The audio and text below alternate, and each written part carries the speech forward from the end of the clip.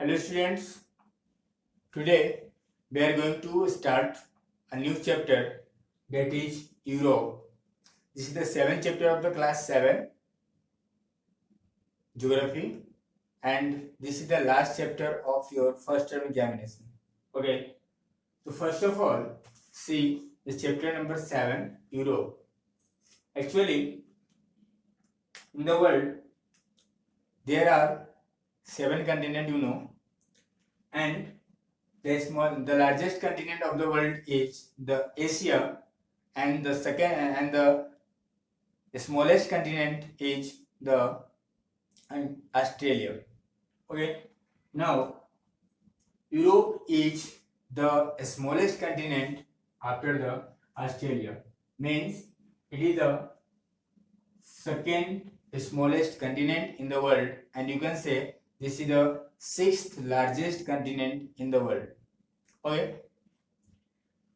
After seeing some points, we will talk about the locations and their physical features and political divisions. First of all, see the some points. It is a peninsular country. If we talk about the word peninsula, means what is the meaning of peninsula? Actually, if we see, this is the globe. If we see the Europe, this is a Europe. Means here is the Mediterranean Sea, Black Sea, and here is the Gibraltar. Here is the mountain that is called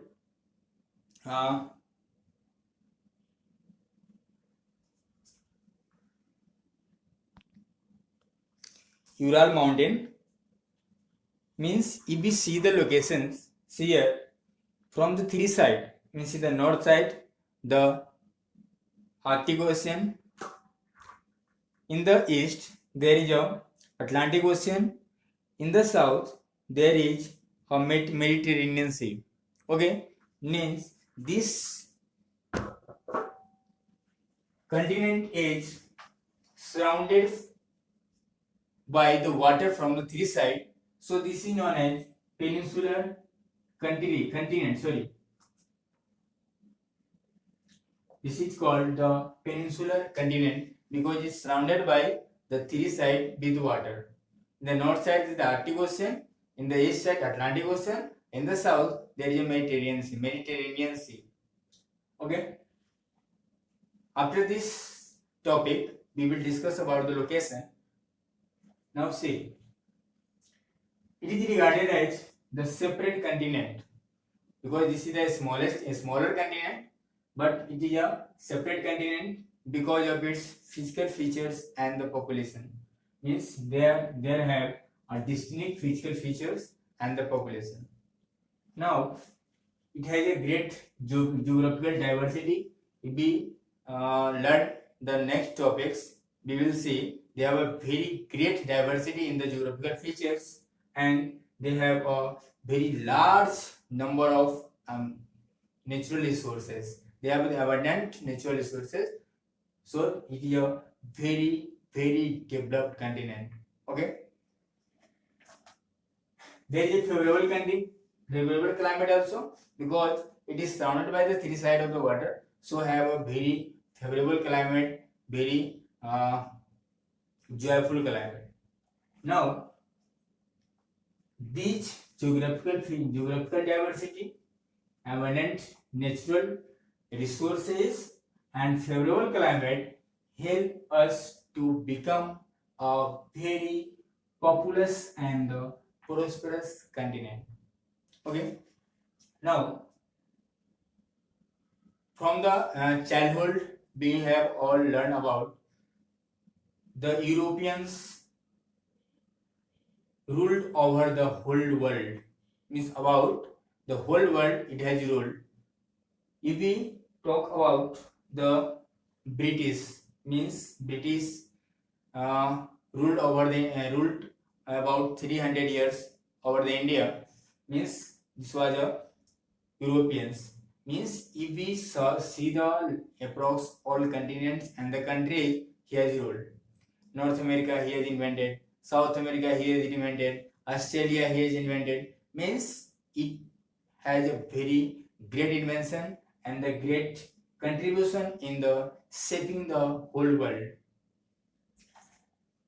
Europeans has influenced the world in the ways that no other continent has.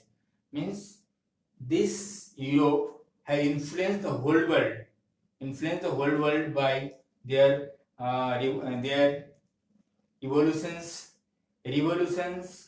and we can say the contributions, uh, discoveries, inventions, and so on. It started with the Europeans explorer, means the Europeans were the explorers who explored the many continents.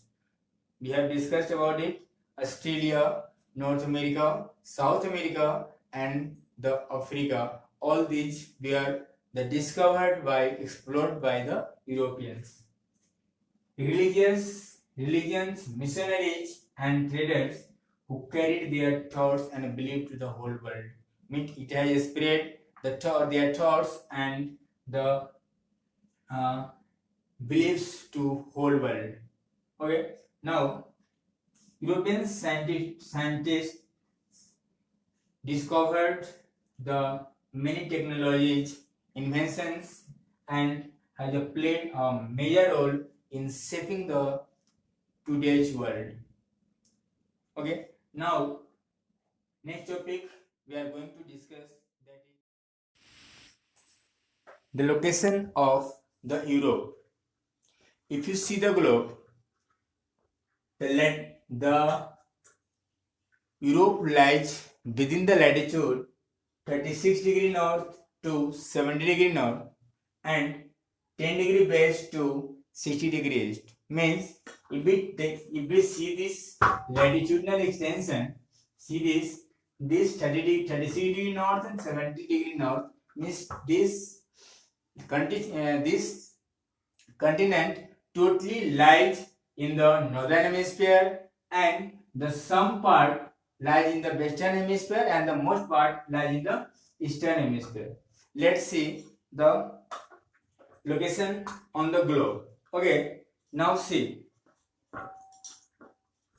this is the Europe.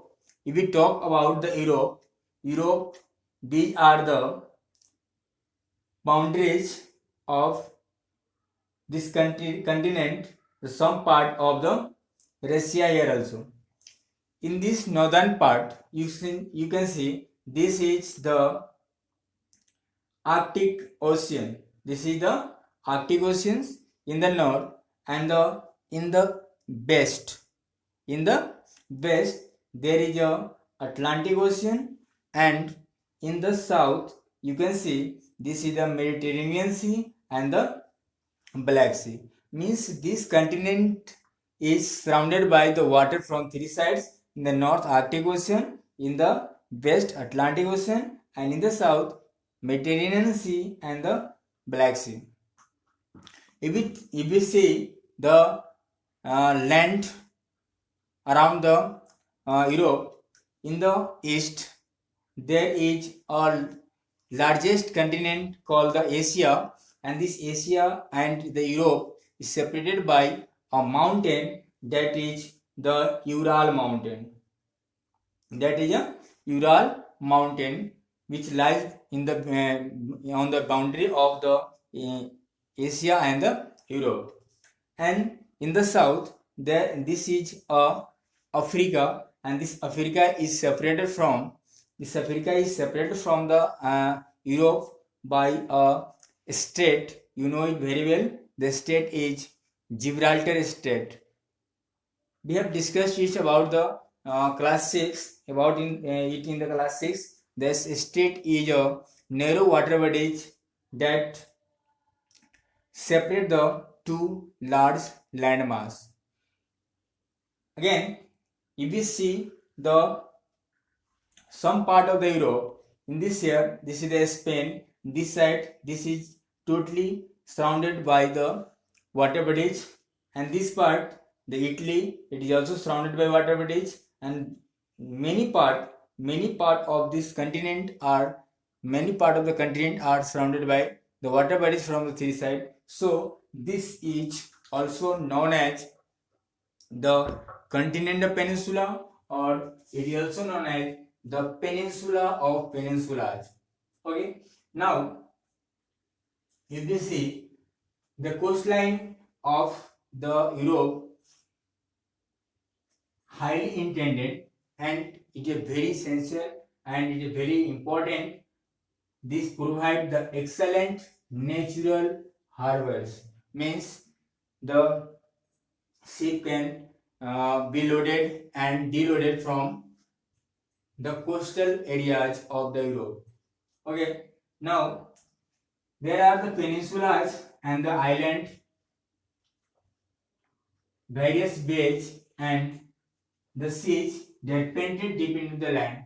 So this is also known as the peninsula of peninsular. If a question is asked in your examination, the why Europe is called as the peninsula of peninsular, because the most part of the Europe have most part of the Europe in the southern part or either the western part, there are the many peninsular areas, that is Italy, Spain, France, and so on. So this is known as also peninsula. It is already it is a peninsula. This continent is also a peninsula, and the some country of this continent is a peninsula. So this is the peninsula of peninsula.